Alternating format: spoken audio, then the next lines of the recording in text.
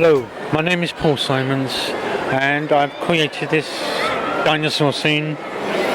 As you can see, it's full of dinosaurs. I have triceratopses, raptors, a tyrannosaurus rex. I even have the baby dinosaurs that Lego came out with. As you can see, there's a variety of vegetation, trees, plants. I've tried to do as much as I can to make it look more natural as it would have been at that time. I like the fact that the landscape moves around, so it undulates. Yes, that was one of my main concerns when I was building this, because I wanted to make it look as natural as possible by having the triceratopses moving down a plane, which was easy for them to get to the water. Yeah. It wouldn't have been easy for them if they're walking in the mountains or in the hills. So as you can see, they're walking down towards the river, which is a natural thing for them to do. So therefore, when I built it, I wanted to get people's eye to see how it looked by having raptors in the trees, looking at the dinosaurs, thinking, oh, lunch. And a T-Rex. Tyrannosaurus, he's thinking lunch. Yeah. So that way, it makes it more interesting for everybody else.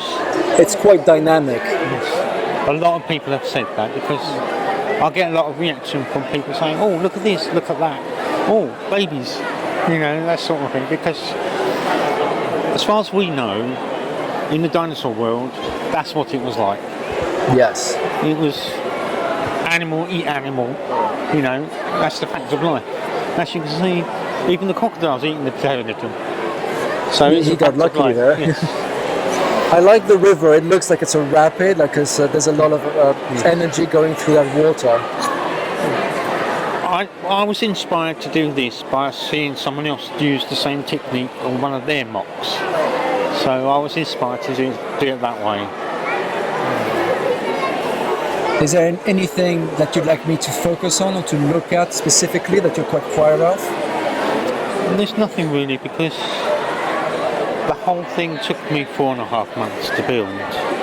I've lost count on how many pieces I've used. Yeah, there must be thousands of there must be, isn't there? There must be. Because I like the variety as well. You didn't stick to a couple, you went as many as you could. That was one of my main concerns, because like I've said, in the natural world, nothing is uniform. It's always different. It's a huge variety of stuff.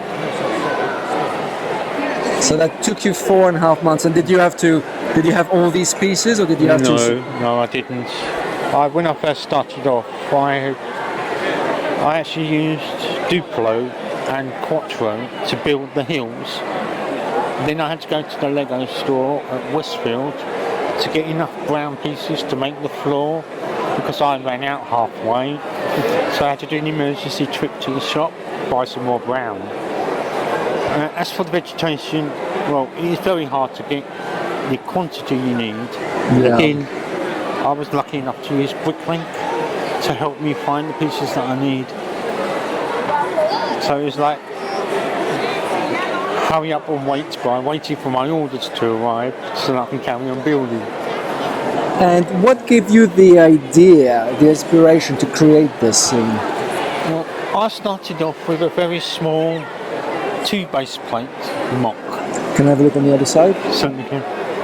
Which had 2 raptors chasing a caveman. And that was my inspiration. I started off something very small so that it would give somebody else the enjoyment of seeing something funny. Yes. But as I was building, it became more obvious that a lot of people enjoyed the fact that it was dinosaurs. So I thought I'll go big this time. So when I did this, it wasn't going to be as big as this. But when I added on the river, it got bigger. That always happens, isn't it? It does, yes. Because you need to give it a nice sense of scale, which only size can do that. I mean, everybody loves it because there's always something different for them to see. I mean, the parrots in the trees, the seagulls, it's just...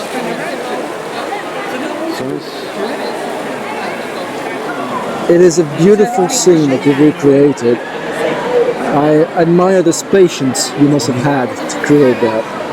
But thank you very much for showing me. No problem.